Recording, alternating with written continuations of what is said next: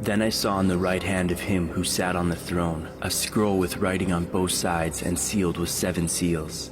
And I saw a mighty angel proclaiming in a loud voice, "Who is worthy to break the seals and open the scroll?"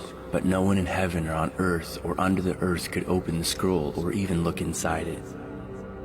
The 7 seals represent 7 revelations about Jesus. When the Father wrote the book of life, he foreknew the rise of sin, and he foreknew that Jesus would die for sinners. This is why John says Jesus is the slain lamb from the foundation of the world. As each seal is broken, a truth about Jesus is disseminated through heaven and earth. A rider on a white horse sets out to conquer. A rider on a red horse causes conflict and war.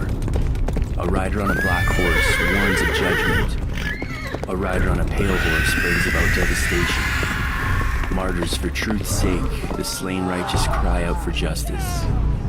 The second coming, the moon turns red before the imminent coming of Christ. Silence for a half an hour, Jesus passes final judgment upon the resurrected wicked. This process grows in glory and intensity as each seal is opened and continues until everyone receives a full disclosure about Jesus. 3 seals have been opened thus far. In brief, the rider on the white horse conquers, bringing about the proclamation of salvation by faith. The true word of God is preached freely. The rider on the red horse causes conflict and war, which is ongoing today and will continue to the very end. The large sword represents the word of God, but could also allude to the scale of the loss of life in the last couple hundred years that will carry on until the end as the word of God continues to be preached globally. The black horse warns of judgment, as many will be found wanting. We learned in a previous study that 1844 marked the end of the 2300-year prophecy and the heavenly temple was cleansed. To demonstrate this on earth, the judgment process of the dead began. The 4th seal is yet to be broken, and when it is, the commencement of the 7 trumpets will signal a time of great tribulation on earth.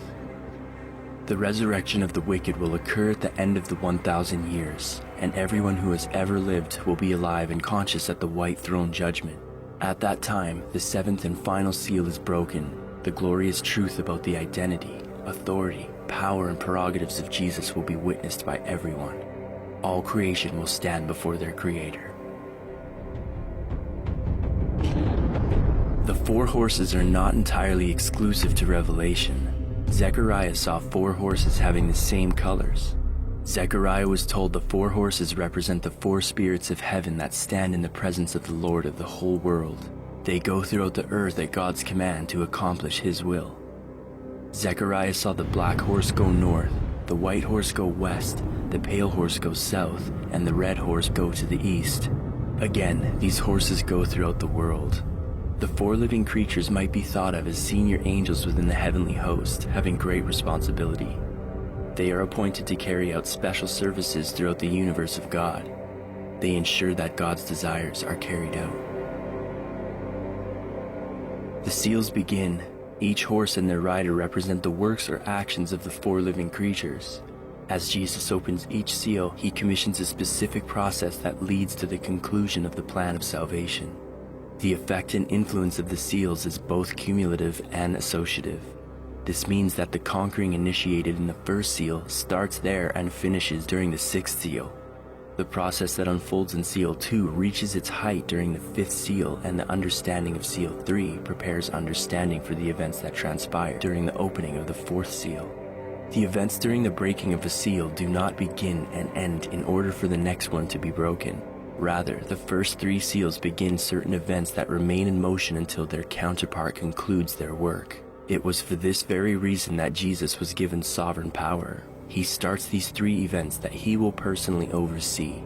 He must manage the outcome of each process so that the gospel can accomplish its task. Jesus sends the 4 living creatures to earth with special assignments.